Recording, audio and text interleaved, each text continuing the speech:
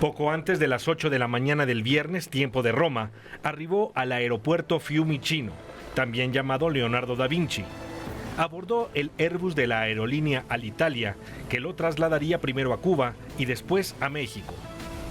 El Papa Francisco llevaba consigo el afamado maletín negro, en el que suele portar utensilios para asearse, una agenda, un libro de Santa Teresita y otros documentos para leer.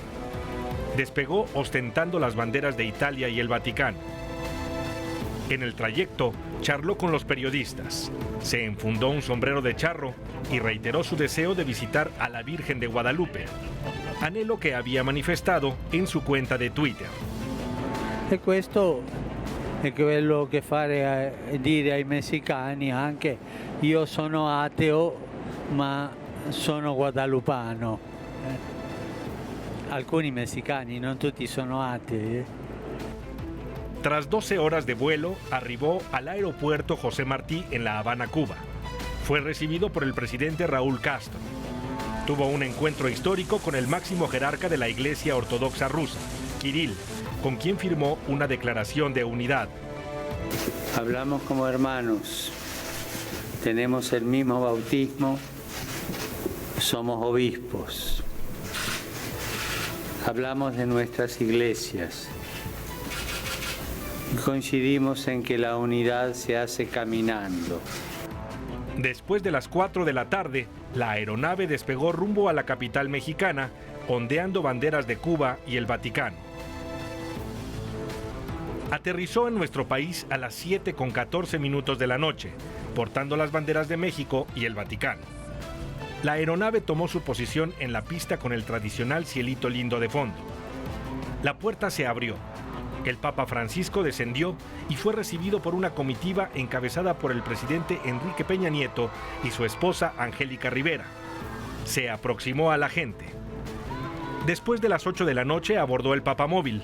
Partió a la Nunciatura al sur de la Ciudad de México, donde descansará para comenzar este sábado las actividades de su visita de Estado y pastoral en nuestro país.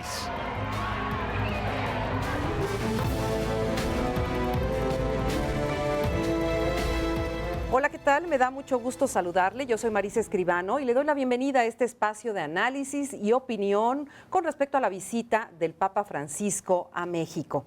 Es un gusto que esté con nosotros y lo invitamos a que se quede y a que escuche las opiniones de nuestros invitados especiales, a quienes vamos a ver de quién se trata. Bernardo Barranco Villafán, sociólogo especializado en creencias religiosas. Es economista por la UNAM y realizó su especialización en la Escuela de Altos Estudios Sociales de París. Fue fundador del Centro de Estudios de las Religiones en México. Es autor de varios libros. El último se titula El Evangelio Social del Obispo Raúl Vera. Actualmente es conductor de la serie Sacro y Profano, transmitida por Canal 11. Ricardo Rafael de la Madrid, periodista, académico y escritor, profesor afiliado a la División de Administración Pública y coordinador de la Maestría en Periodismo en el CIDE, conductor del programa Espiral de Canal 11, colaborador de los noticiarios Enfoque en Núcleo Radio 1000 y Nocturno de Canal 40, coordinador del reporte sobre la discriminación 2012, autor de Los Socios de Elvester, El Otro México y Mi Reinato, entre otros libros. Lorenzo Lazo Margaín, economista. Estudió la licenciatura en Economía en el Instituto Tecnológico Autónomo de México. Es director general de Alemán Velasco y Asociados SC y miembro del Consejo Consultivo de México Cumbre de Negocios. Es miembro del Consejo Financiero de la Universidad Pontificia de México, miembro del Patronato del Museo Nacional de San Carlos, así como vicepresidente de la Fundación Colosio Ciudad de México y miembro suplente del Fideicomiso del Museo Dolores Olmedo. Patricia Gutiérrez Otero, teóloga. Estudió la licenciatura y la maestría en Teología Canónica en el Instituto de Teologías de Bruselas, Bélgica, de la Compañía de Jesús. Impartió clases de religión en la Escuela Europea en Bruselas. Fue maestra de teología en el Seminario Mayor de Morelos. Fue coordinadora del área de reflexión universitaria de la Universidad Iberoamericana Puebla, impartiendo la materia de crisis civilizatoria y futuro humano. así como antropología filosófica, epistemología y filosofía de la religión. Pues muchísimas gracias a todos ustedes y para mí un placer compartir esta mesa esta noche. Muchas gracias. Y bueno, pues ya como todos lo sabemos, el Papa Francisco antes de llegar a México hizo una escala en Cuba donde se reunió con el líder de la Iglesia Ortodoxa de Rusia. Y bueno, esto tiene muchas implicaciones y además tuvo el Papa Francisco un discurso muy interesante. Me gustaría saber sus impresiones con respecto a este encuentro. Bernardo.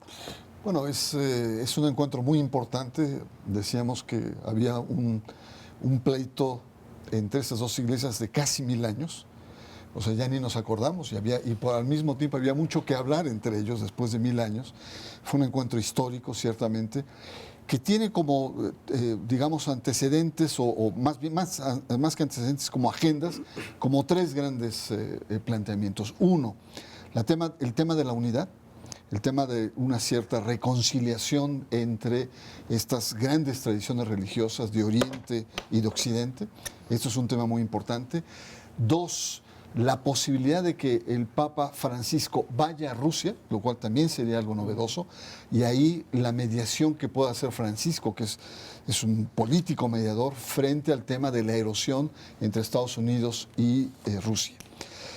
Por su parte, la agenda de la Iglesia es cerrar filas en torno a una preocupación que tienen sobre la amenaza de los cristianos, sobre todo en Medio Oriente y en África, de los fundamentalistas islámicos, que lo dijo en su planteamiento. Y entonces son esos como tres componentes que están ahí de grandes tradiciones religiosas que de manera histórica tienen un encuentro inédito.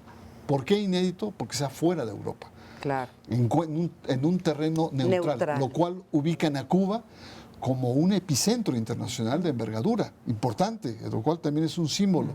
Y es un reconocimiento a la mediación que hizo, nos dijo muy bien Javier Solórzano, de Castro, Raúl Castro, sobre todo entre el gobierno cubano, y fue su último viaje en diciembre o noviembre del año pasado, desde Moscú a Roma. Y además dijo, ¿no? La unidad se hace caminando, ¿verdad? ¿Tus impresiones, Lorenzo? Pues como se ha comentado, es un encuentro que es histórico para las dos religiones, es un encuentro histórico para Cuba, que se vuelve el centro de este momento de reencuentro en donde ambos jerarcas buscaron un lugar neutral, que no tuviera una referencia de privilegio hacia uno o hacia otro, pero definitivamente, como lo hemos comentado, esto es una agenda política, esto es una agenda ideológica, esto es una agenda religiosa, predominantemente religiosa en términos de la zona que ocupan. A mí me sorprende, me llama mucho la atención, sobre todo este reencuentro con la Iglesia Ortodoxa rusa, que es un símbolo porque es la parte más numerosa de la Iglesia Ortodoxa mundial y que tiene una serie de diferencias, entre ellas una muy importante para mi gusto, que es parte de las divisiones, que es la que tiene que ver hasta con el sistema de comunicación. ¿Esto qué quiere decir con el alfabeto? En el siglo X, San Cirilo y San Metodio identifican, inventan y crean un alfabeto distinto al alfabeto arábigo que se está utilizando en Europa. Y esto acrecenta la división regional de estas dos religiones, de estas dos zonas, que además de la diferencia de idioma, también la simbología de comunicación se divide. Hoy el Papa Francisco abre una vía de comunicación, abre una vía de fraternidad y abre un mecanismo de unidad, dejando atrás una añeja división de 10 siglos. Así es. ¿Y esto cómo se puede traducir, digamos, en términos de la religión, del catolicismo? Yo quisiera señalar algo. Uno, esta gran división de mil años, prácticamente desde el 1045, entre la Iglesia de Occidente y la Iglesia de Oriente, tuvo un primer encuentro que fue muy importante y que es el de Pablo VI con Atenagoras en Israel. Ese fue el gran primer encuentro y fue uno de los motivos del Vaticano II. Y me gustaría señalarlo porque creo que Francisco está retomando muchos temas pendientes que quedaron en el Vaticano II. ¿Sí? Muchos. Y los está relanzando después de casi 30 años de 50 años, no, pero 30 del papado de Juan Pablo II, ¿no? Que los dejó congelados. Ajá. Ahora, me parece muy importante, y yo no diría que Cuba es necesariamente, lo estoy pensando todavía, un terreno neutro. Yo creo que no es un terreno neutro. Que quizás hay algo, perdón, hago un paréntesis, hay algo que Francisco a veces dice, a veces yo no actúo, y lo creo, yo sí lo creo perfectamente, no sé por qué actúo, y actúo y salen cosas, y en alguna entrevista lo dijo. Y creo que aquí no sé en qué momento decidieron encontrarse en Cuba. Cirilo había sido invitado, el Papa venía a México y yo creo que ahí hicieron que las fechas coincidieran. Sin embargo, hay una cosa muy interesante. La Iglesia rusa y la Iglesia ortodoxa en general tiene un pendiente muy fuerte con la Iglesia católica, que son las iglesias uniatas, que son pequeñas iglesias de rito oriental, griegas, que poco a poco, desde el siglo XV más o menos, se fueron uniendo a Roma. Y los ortodoxos fueron diciendo, Roma nos está robando gente. Así es. Ajá. Primer gran dificultad. Otra gran dificultad es que cuando cae el muro de Berlín, muchos católicos, Te interrumpo un segundo Sí. porque me están avisando que tenemos a Javier Solórzano. Ahorita regresamos Sí. contigo. Querido Javier, muy buenas noches, me da mucho gusto saludarte. ¿Cómo estás, Marisa? Te saludo con enorme gusto. Hace poco nos vimos, pero hace mucho no nos veíamos en estas circunstancias, así que me da doble gusto. ¿Cómo has estado? Igualmente. Muchos saludos a todos allá en el estudio de Canal 11. Oye, seguramente sí. tú muy cansado, pero queremos saber tus impresiones de tu visita en Cuba. Mira, ese es un gran asunto, es un gran asunto, porque ahorita escuchaba lo que conversaban, lo que sea Lorenzo, Patricia, en fin, y algo que me parece relevante considerar es el significado que tiene para el Papa esta reunión. Mira, yo entiendo que muchas de las cosas que se están planteando en un sentido político, si se quiere, pueden ser polémicas. Este encuentro lo estuvo, si se me permite, cazando el Papa desde hace tiempo.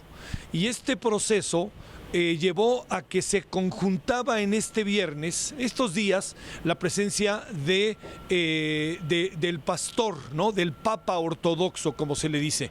Y entonces, algunos dicen, ahí Bernardo Barranco nos podrá ayudar, pero algunos dicen que en buena medida el Papa dijo, bueno, voy a México y voy en esta fecha, 12 de febrero, porque ese mismo día puedo ver al pastor y puedo entrar, ahora sí de una vez por todas, a buscar una nueva comunicación con la Iglesia Ortodoxa, dos iglesias de enorme peso, ¿no? Sobre todo el peso que tiene en Rusia. Y también lo que yo creo todos imaginamos, la eventual visita del Papa a Rusia, que sería una visita sumamente interesante por muchos motivos. Esa tendría mucho carácter de histórico en función de la historia auténticamente del mundo, de los países, de las religiones. Pero también te diría lo siguiente, cuando nos subimos al avión después de la estancia en La Habana, el Papa hizo una gran referencia sobre este tema que yo hace un momento en el programa me atrevía a plantear, que es que el Papa dice, es una visita, es una reunión la que tuve con el pastor, fundamentalmente de carácter pastoral, nada de política y nada de sociológico.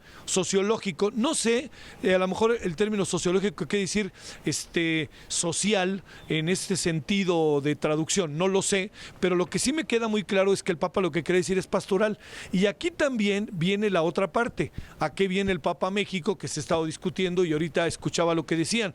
Y creo que viene a México fundamentalmente por esta parte pastoral, pero no se puede perder de vista que desde el momento en que se le hace una recepción de jefe de Estado, las cosas adquieren otra dimensión.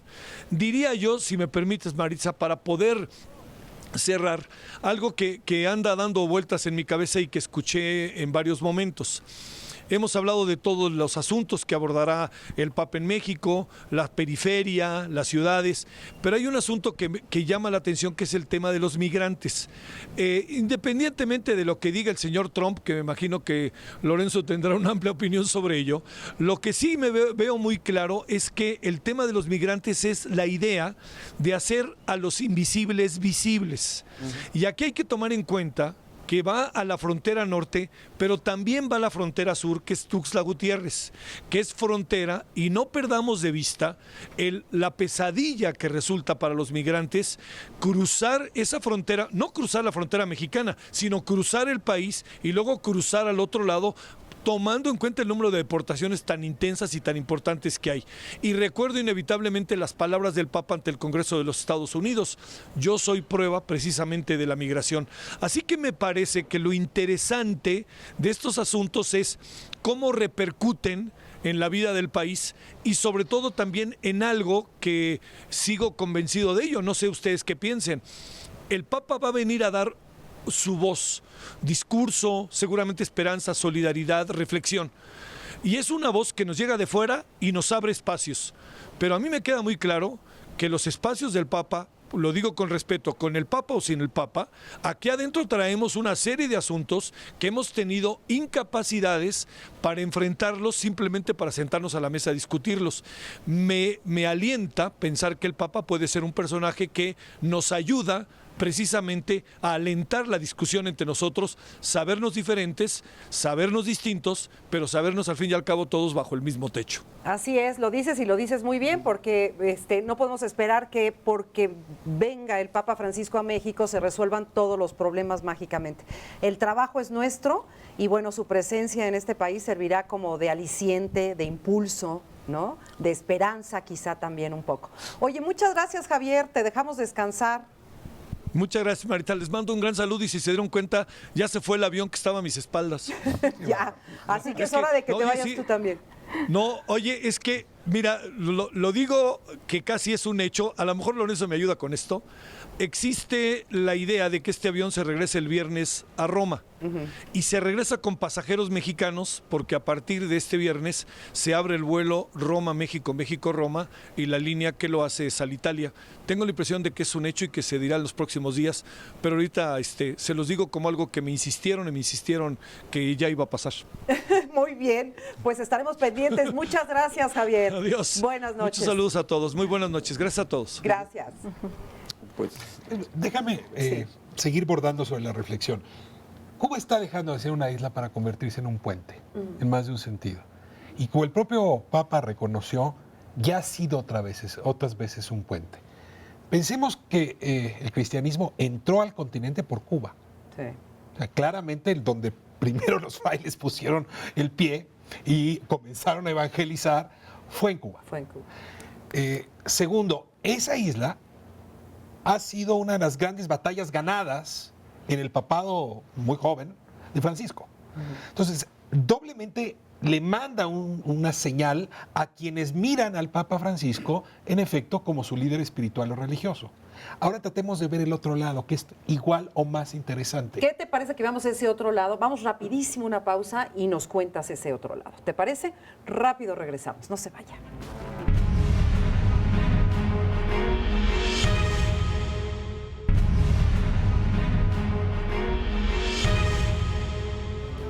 Ya estamos aquí de regreso y nos quedamos en un punto muy interesante que nos ibas a explicar, Ricardo. Y decía yo que la verdad la isla, Cuba, se está convirtiendo más en un puente que en una isla, y lo ha sido en otras ocasiones.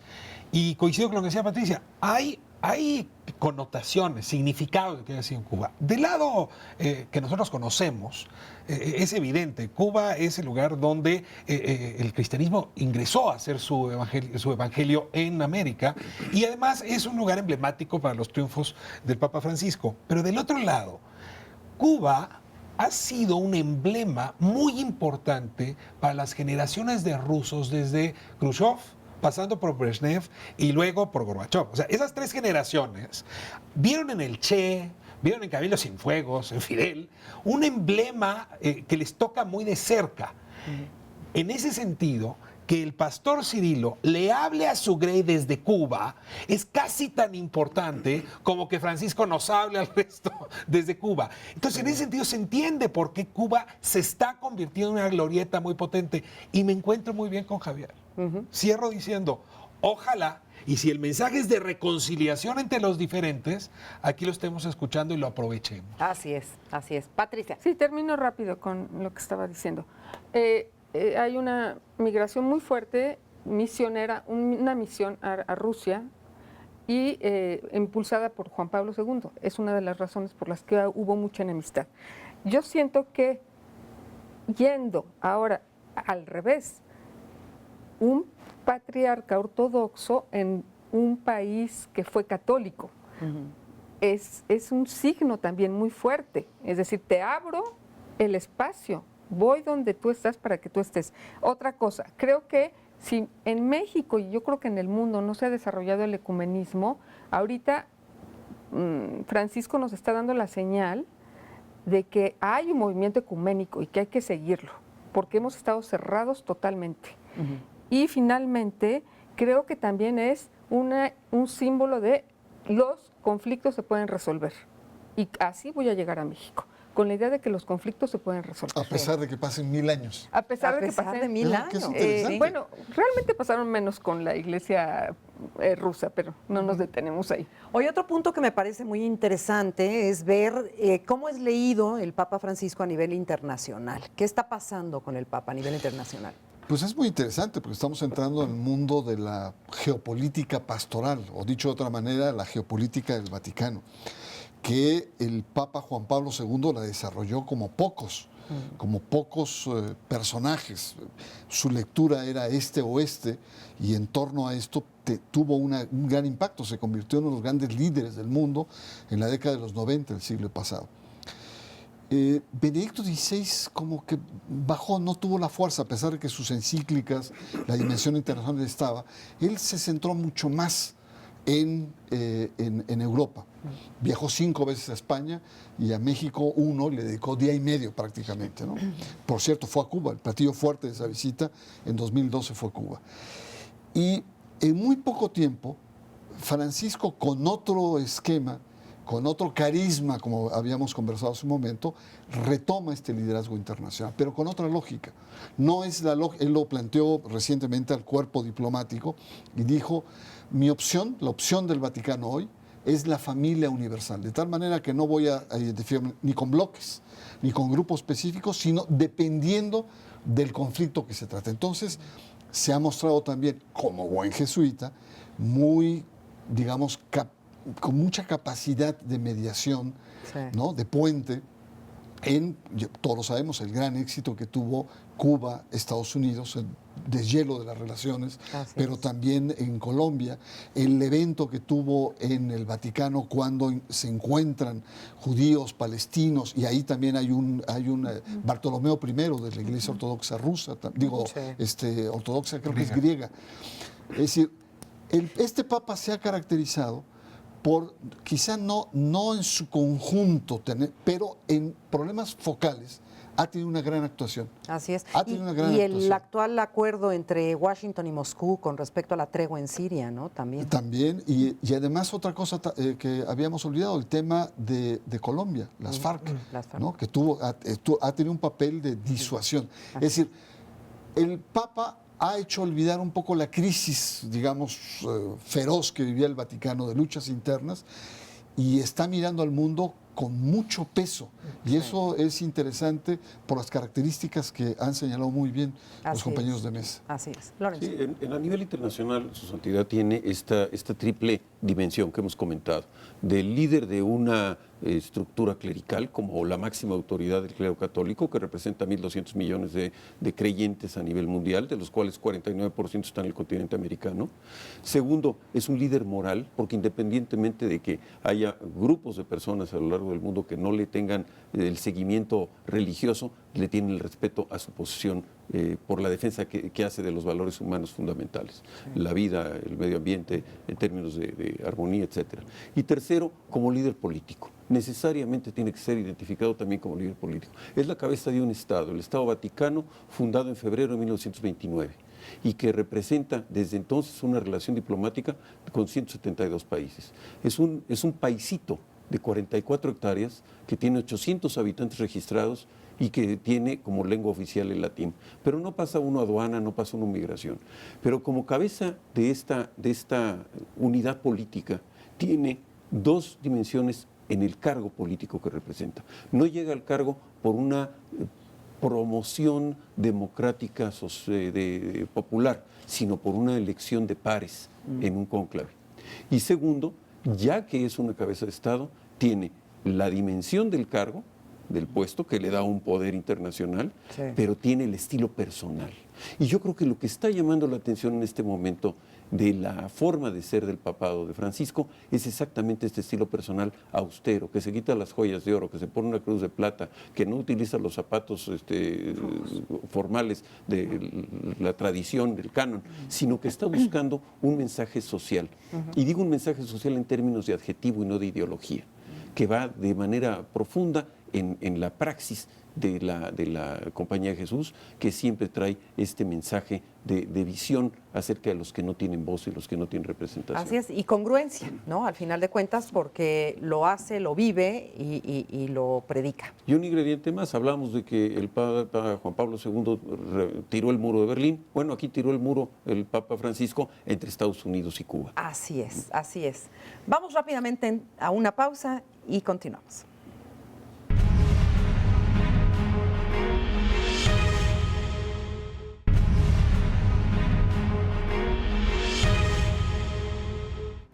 A las 7 de la noche con 14 minutos, el avión de Alitalia que trasladó al Papa Francisco tocó tierra en México.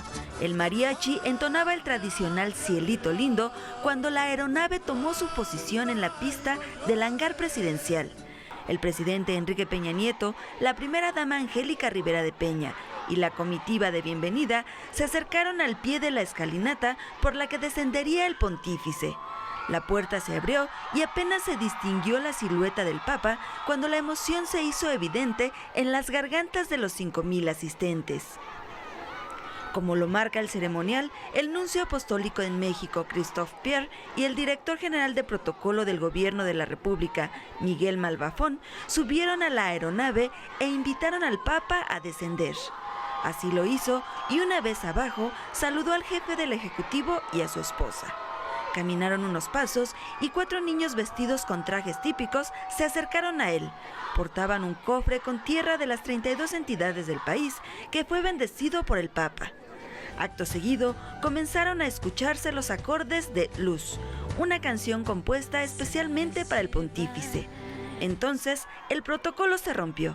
El Papa se acercó a las gradas donde saludó a algunos de los presentes. En la entrada del salón principal del hangar, saludó a autoridades religiosas y a la comitiva de México. Posteriormente, ambos jefes de Estado sostuvieron una reunión privada de apenas 4 minutos. 11 Noticias, Judith Hernández. Pues así fue la llegada del Papa Francisco a México, un Papa que al principio se veía visiblemente cansado y que sin embargo conforme fueron pasando los segundos, los minutos, parecía que volvía a tomar fuerza y estar muy contento, ¿no? ¿Cuál fue tu lectura, Ricardo? Mira, déjame ligarlo con el comentario anterior. Este es un Papa que entiende que el liderazgo tiene que ver con la relevancia que le da uno mismo a su actuación frente a los otros. Sabe ser relevante frente a temas que les preocupan a los poderes, a la gente, al pueblo. Y este hombre con gran habilidad ha venido construyendo respuestas frente a temas complicados. ¿Sabe el Papa qué es relevante en México? Y va a utilizar ese aprecio que vimos en las calles, que vimos en el recibimiento, que vimos, como diría Javier Solórzano, de los enjollados, pero también de los ensarapados, sí. Es decir, para atender temas de peso y temas importantes. Pero lo va a hacer con esta flexibilidad que lo vimos desde la llegada. Sí. Es decir, sabe improvisar, sabe mirar el panorama en general, detenerse con los niños, acariciarlos. Tomó varias veces rutas distintas en el recibimiento, se salió de la alfombra roja, supo atender a quienes lo estaban dando el beneficio de su anfitrionía, concretamente el presidente y su esposa, pero también acercarse a otros que no estaba calculado que iba a saludar, como por ejemplo este muchacho con parálisis al cual la propia primera dama lo acercó. Ese es el estilo para ser relevante de Francisco. Y creo que nos va a dar más de una lección sobre cómo, en efecto, podemos tratar temas difíciles de una manera inteligente y constructiva, que ese pareciera ser el sello de su liderazgo. Así es.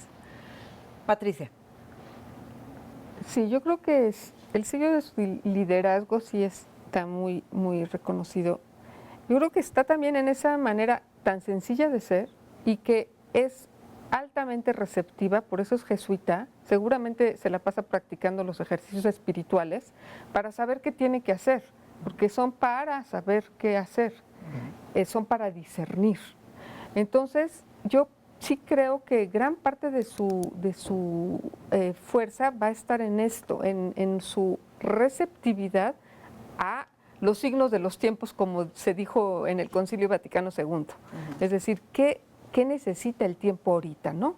Por eso no va a hablar de muchos temas, pero sí yo creo que va a estar muy centrado ahí. Ahora, no debe, él tiene la sensibilidad para saber que tiene que hablar de la guadalupana en México. Sin embargo, creo que tampoco lo debe volver una bandera que se vuelva un mazo. Porque hay gente que dice, yo no soy guadalupano en México. Así es. Y bueno, la pregunta escabrosa. ¿Cómo viste al presidente y a su esposa en el recibimiento? Había mucha especulación, ¿no? Sí. De si iba a ser protocolario o no protocolario. ¿Cómo lo viste? No, lo comentamos aquí. Yo lo vi suelto, ¿no? Se veía bien. El presidente se veía bien. Yo vi demasiado animada a su esposa, estaba como demasiado, no sé, un poco excitada, sus movimientos, efectivamente, generalmente es una mujer muy, muy sobria en esas cuestiones de protocolo, y la sentí que iba y venía y estaba ahí, le proponía y tal, ¿no? Yo lo que creo, confirmando lo que han planteado los compañeros, es que el Papa no solamente habla con las palabras, sino habla a través de los gestos, y habla a través de lo que él llama una pastoral de gestos o una pastoral de actitudes. Esta bonomía de ir, de romper protocolos, de saludar, de sonreír, de clavarse con una persona. ¿Te gustó el recibimiento? Yo creo que fue sobrio. Digo, tampoco se esperaba demasiado, porque venía de un viaje largo, traía una agenda, era comprensible.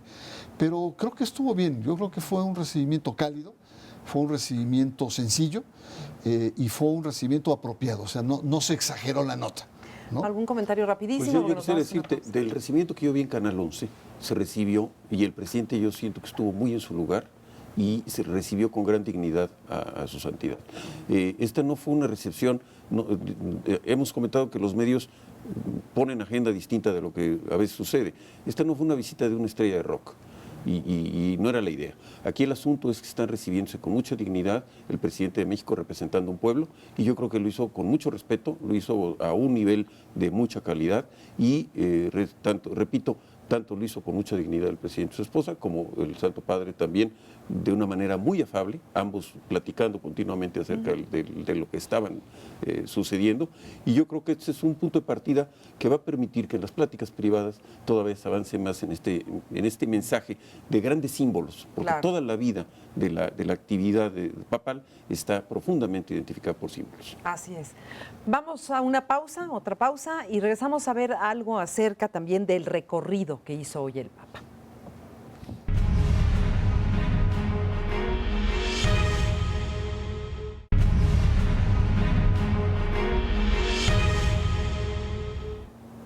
Bueno, y el recorrido de hoy, que además estábamos comentando que por supuesto ya empiezan los comentarios en las redes sociales, y había unos muy graciosos que decían, qué maravilla, ya empiezan los milagros, porque el Papa sí pudo recorrer el espacio desde el aeropuerto, desde el hangar presidencial hasta la Anunciatura en 15 o en 20 minutos, ¿no? Decían, eso sí es un milagro, sí. Eso sí es un milagro. Sí. ¿Tu opinión sobre el recorrido? Yo creo que se cumplió con el programa como estaba establecido, dentro de la preocupación preocupación que tuvieran todos los sistemas de seguridad respecto a los actos de improvisos y reacciones no programadas de su santidad en el trayecto, se cumplió con toda rapidez, con todo cuidado. Pero lo que es muy interesante es que más que el kilometraje y más que el milagro de que finalmente no había baches en todo el recorrido y este tipo de cosas que otros sí nos encontramos todos los días, por alguna razón extraña, parece que los monopolizamos. Pero aquí el punto es la cantidad de gente. Yo creo que no es el recorrido en kilómetros, sino el recorrido en población. Sí. Yo creo que este contacto inicial de un país que es católico, 83%, en donde mucha gente que está a los lados de la ruta papal, no solamente es de la Ciudad de México, es del interior de la República y de otros países que vienen por lo menos a tener ese instante de visibilidad y de contacto, que es realmente una memoria que va a durar para siempre. Decíamos hace rato que este es el Papa del selfie. Yo creo que todo el mundo va a querer tener su selfie con el Papa, independientemente de que esté a distancia, pero esa memoria es la que va a guardar mucha gente durante muchas generaciones. Así es. Y lo decías tú, Ricardo, o sea, es un Papa que sabe y que entiende los tiempos y las épocas modernas y que utiliza todos estos medios también como para hacerse notar y llegar a más personas. Sí, es interesante porque es un hombre de 80 años que entiende muy bien cómo los más jóvenes se comunican y cómo, como en el caso de Mújica o de Sanders, luego estos hombres añosos acaban despertando mucho más entusiasmo en los jóvenes que los propios líderes jóvenes. Es muy interesante. Sí. Ahora, el recorrido no es la primera vez que viene un papa, no es la primera vez que los mexicanos nos volcamos a las calles, pero sí hay algo en esta participación de quienes hoy fueron a Avenida Insurgentes o afuera del aeropuerto, incluso en la dificultad de Río Churubusco, y es cómo es un papa que está siendo recibido con gran expectativa. Con gran expectativa de que nos resuelva que yo diría el estado de ánimo que traemos. Es un estado de ánimo quebrado. Cuando digo quebrado no es en bancarrota, quiere decir fracturado. Estamos en más de un sentido, lo decía muy bien Lorenzo, con enorme dificultad para resolver nuestros problemas.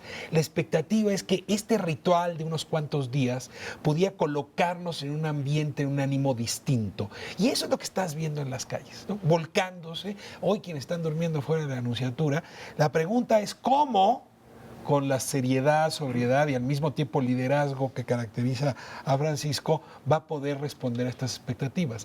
Ya avisó que no es el Rey Mago y que no trae regalos, pero sí hay una gran esperanza en que sus palabras, sus actos, su semiótica, los símbolos que está trayendo, pudieran dejarnos con un ánimo distinto al que tenemos antes de su llegada. ¿Cuánto tiempo nos durará este estado de ánimo? Yo creo que va a depender muchísimo de sus palabras, de sus actos. Ya su recorrido es simbólico, pero sí esperamos mucho, al menos mucha gente esperamos mucho de qué dice, con toda la elegancia que Bernardo apunta, que tuvo en Estados Unidos, pero que fue claro, fue conciso, fue directo a lo que ya había dicho en su encíclica Laudato Si. Queremos a ese Papa profeta. Creo que mucha gente quiere ese Papa profeta y no solamente a un Papa protocolario, que no lo es o no lo ha sido. Y la verdad, yo creo que de eso va a depender mucho que dure el amor y el entusiasmo, porque sí estamos en un momento de un gran desgaste social. Así es. ¿Y qué parte de los discursos del Papa pueden llegar a incomodar? Bueno, no solamente a la parte política, sino también a sus propios... Es que los lugares que ha elegido son lugares incómodos, claro. O sea, por donde le veas. Sí, no fue a Cancún, ¿verdad? Sí, no. O sea, en Chiapas hablar con los indígenas, en el norte hablar de migrantes, incluso el tema de la guadalupana es un tema que además está muy en la teología argentina, el tema de la nacionalidad y el sustrato religioso. Yo creo, Patricia, que a pesar de que no te vaya a agradar mucho, va a ser un gran tema que va a abordar él, por la tradición que trae. Yo lo que creo de lo que hemos conversado es que efectivamente el país está empantanado. Estamos como con grandes dificultades. No nos hallamos, ¿verdad? Exactamente. Y alguien de afuera, con el peso de Francisco, con su sutileza, puede remover y puede provocar cosas diferentes. Creo que me parece muy interesante. Pero a condición de que no nos quedemos solamente con lo que él dice, o con su capacidad profética, sino qué tipo de recepción vamos a hacer de él. ¿Y cómo vamos? ¿Y quiénes la van a hacer? ¿No? Por eso yo coincido contigo, Lorenzo, cuando cuestionas el tipo de emisión. Los medios de comunicación tienen una enorme responsabilidad en la recepción que vamos a hacer. Va a ser una recepción de superficialidades, de emociones baratas, o vamos a dedicarnos, además de lo emotivo, que es válido, del respeto por lo religioso, pero también los contenidos. Tenemos una enorme oportunidad de que esos contenidos nos muevan a otras cosas. Eso es lo que aquí estaremos justamente analizando, porque es lo que más nos interesa, ¿no? Además de todo lo que hay alrededor, bueno, pues es ver qué dice, cómo lo dice y cómo se recibe lo que dice. ¿Y qué no dice? ¿Y qué no dice?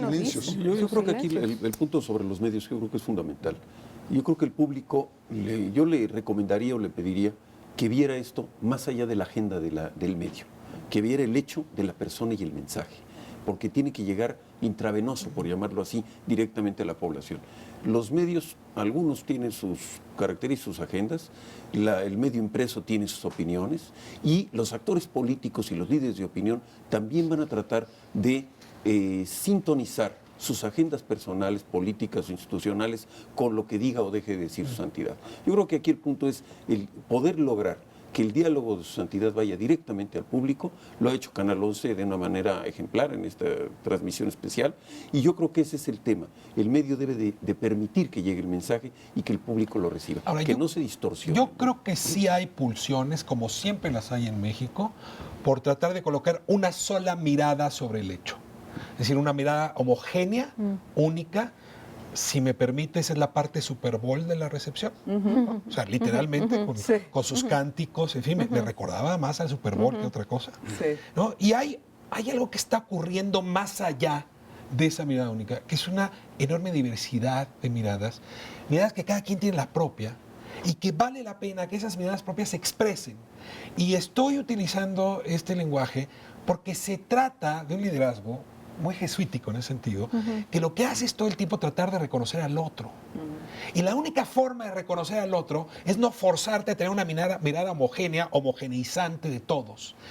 Creo que va a ser interesante, y ahí me uno un poco a la reflexión, evitarnos la mirada única, ¿no? Así es. Y abonar por la mirada plural, que esperemos aquí en el 11 poderlo cumplir este año como misión, ¿no? Una mirada propia del Canal 11 que permita la mirada propia. Y deja poner un acento final en este tema, si es que ya no va a haber comentarios.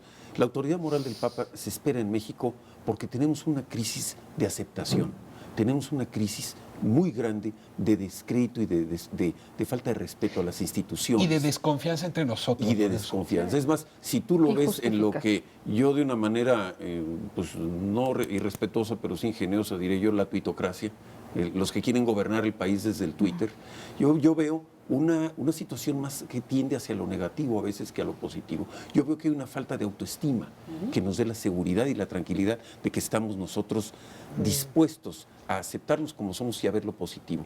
Y este es un problema quizá de las redes sociales, que distorsionan o ven un aspecto y no ven las dos. Vámonos rapidísimo a una pausa, tenemos que hacer una pausa, pero regresando también veremos lo que será las actividades y el recorrido del Papa Francisco el día de mañana. Regresamos.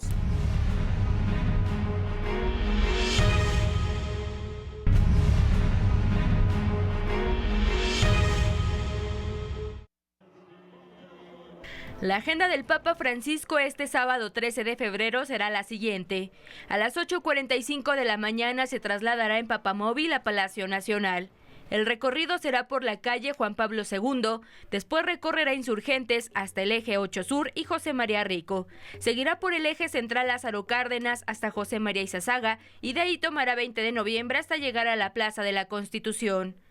A las 9:30 el presidente de la República, Enrique Peña Nieto, junto con su gabinete y su esposa Angélica Rivera de Peña, le darán la bienvenida oficial en Palacio Nacional.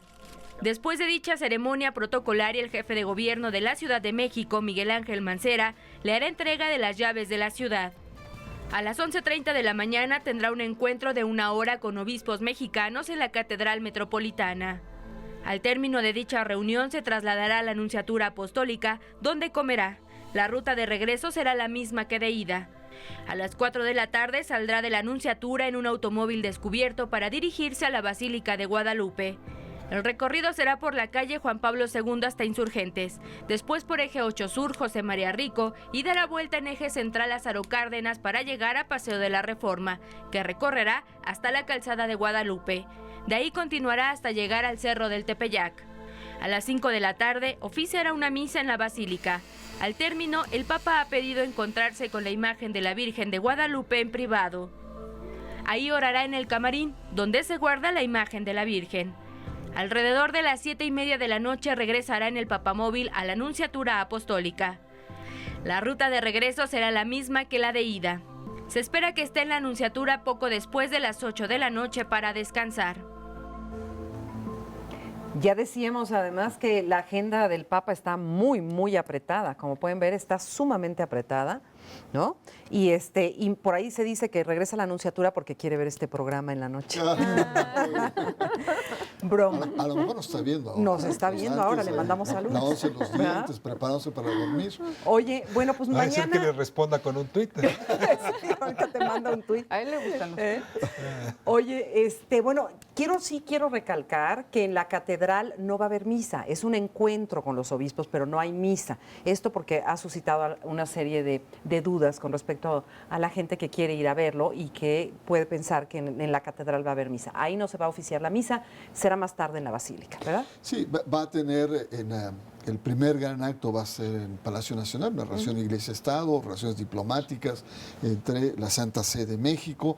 Eso va a ser muy claro. La clase política va a estar ahí muy ilustrada, muy propia, lista para la foto y todo La el glamour, selfie, como todo dice el glamour que quisieran tener ahí. Sí. Eso es uno. Luego viene una parte muy importante porque va a hablar con los obispos. Además, curioso, va a hablar a puerta cerrada.